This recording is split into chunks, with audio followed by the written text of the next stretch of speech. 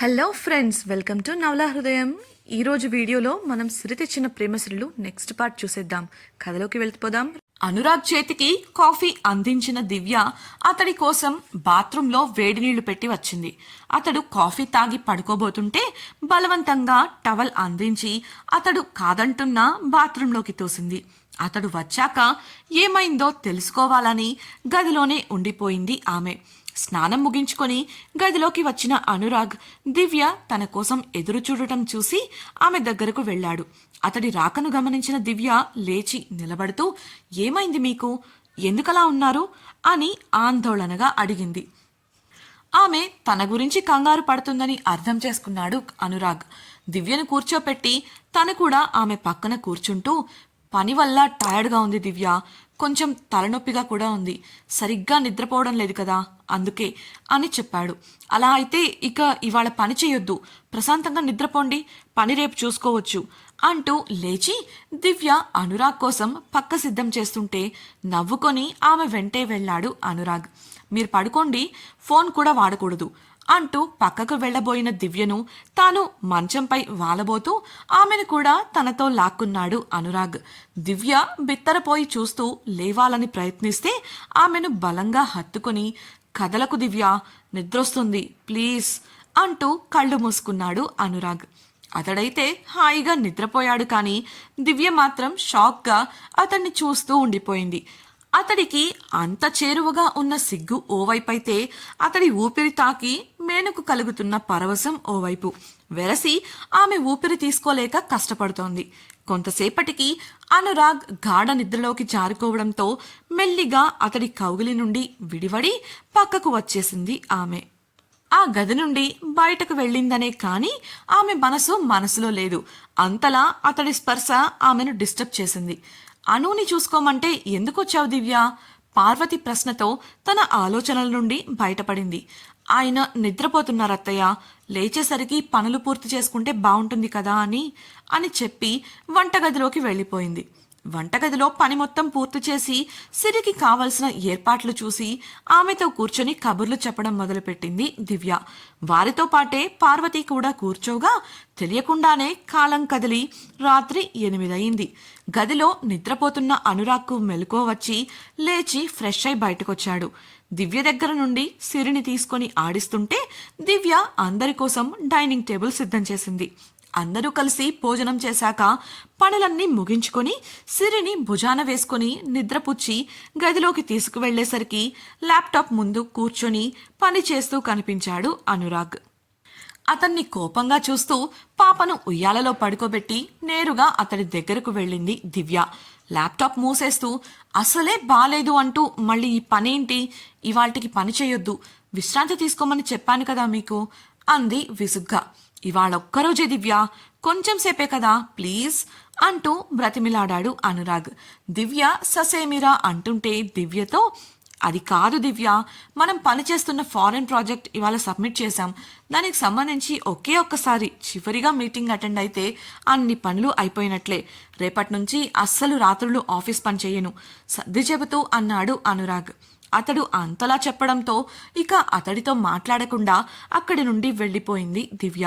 ఆమెను చూసి చిన్నగా నవ్వుతూ నిట్టూర్చి తన పనిలో పడిపోయాడు అనురాగ్. అతడు పని పూర్తి చేసుకొని ఎప్పటికో నిద్రపోయాడు. రాత్రి ఆలస్యంగా నిద్రపోయిన కారణంగా ఉదయం చాలా లేటుగా నిద్రలేచాడు అనురాగ్. అతడు లేచి ప్రక్కకు చూడగా దివ్య కాని పాప కాని కనిపించలేదు.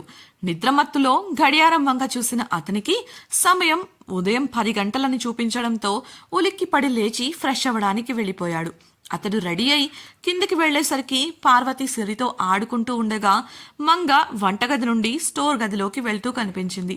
దివ్య కనిపించలేదు అక్కడ. పార్వతిని అడుగుదామని నోరు తెరిచినంతలో వంటగది నుండి శబ్దాలు రావడంతో దివ్య అక్కడే ఉందని ఊహించాడు. మెల్లిగా వంటగదిలోకి వెళ్లిన అతడికి అటువైపు తిరిగి వంట చేసుకుంటూ కనిపించింది దివ్య. ఆమెను చూడగానే ఒక అల్లరి ఆలోచన మెదిలి వెనుకగా వెళ్లి ఆమెను చుట్టేశాడు. ఉలిక్కిపడి అరవబోయిన దివ్య తన భుజంపై ఉన్న అనురాగ్ ముఖం చూసి ఆగిపోతూ అతడి వంక చిరుకోపంగా చూసింది. అతడి కౌగిలి విడిపించుకుంటూ, వదలండి, ఏం చేస్తున్నారు అసలు మీరు అంటుంటే అతడు మరింత బలంగా ఆమెను హత్తుకుంటూ, తప్పేం కాదే, నా పెళ్ళాన్ని నేను కౌగిలించుకున్నాను, నీకేమైనా అభ్యంతరమా అని ఆమె కళ్ళల్లోకి చూస్తూ అడిగాడు అనురాగ్. సిగ్గుతో చూపు తిప్పేసి ఏం కావాలి మీకు వంట చేస్తూ అడిగింది దివ్య. ఒక స్ట్రాంగ్ కిస్ ఇస్తావా అని అనురాగ్ అడగగా, ఏంటి కంగారుగా చూస్తూ అడిగింది దివ్య. ఒక స్ట్రాంగ్ కాఫీ అడిగాను మేడం, ఇవ్వడం కుదరదంటే చెప్పండి, వెళ్ళిపోతాను అన్నాడు అనురాగ్ లోపల ముసిముసిగా నవ్వుకుంటూ.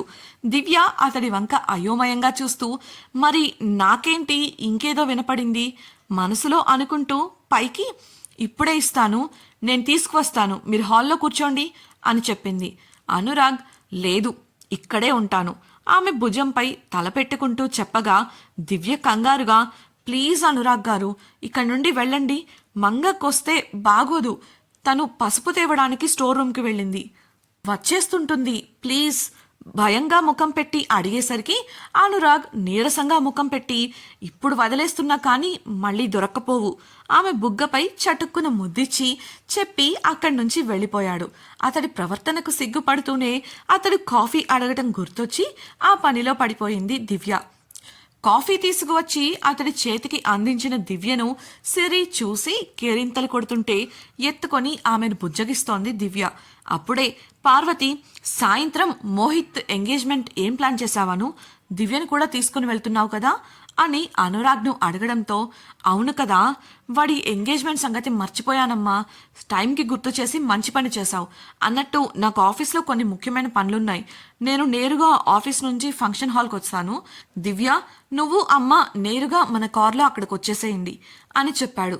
అందుకు పార్వతి, నేను రాలేనను, నా వల్ల అక్కడ ఎక్కువసేపు ఉండటం అవ్వదు, మీరిద్దరూ వెళ్ళిరండి, నేను సిరి ఇంట్లోనే ఉంటాం అని చెప్పగా అనురాగ్ దివ్య వంక చూశాడు.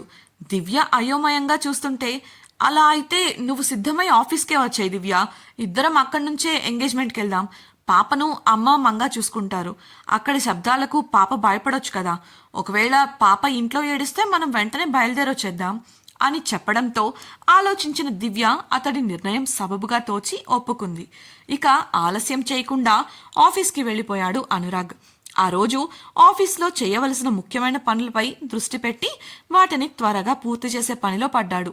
సాయంత్రం కాగానే తాను సిద్ధమై సిరికి కావలసినవన్నీ సమకూర్చి పార్వతికి జాగ్రత్తలు చెప్పి అనురాగ్ డ్రెస్ మరియు ఇతరత్రా సామాగ్రి తీసుకొని ఆఫీస్కి బయలుదేరింది దివ్య. ఆమె వస్తుందని ముందే అనురాగ్ చెప్పగా స్టాఫ్ ఆమెను సాదరంగా ఆహ్వానించారు.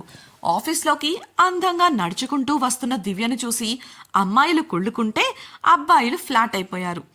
బాస్ భార్య అన్న గౌరవం, నిజానికి భయం వల్ల సైలెంట్గా ఎవరి పనులకు వారు వెళ్ళిపోయారు.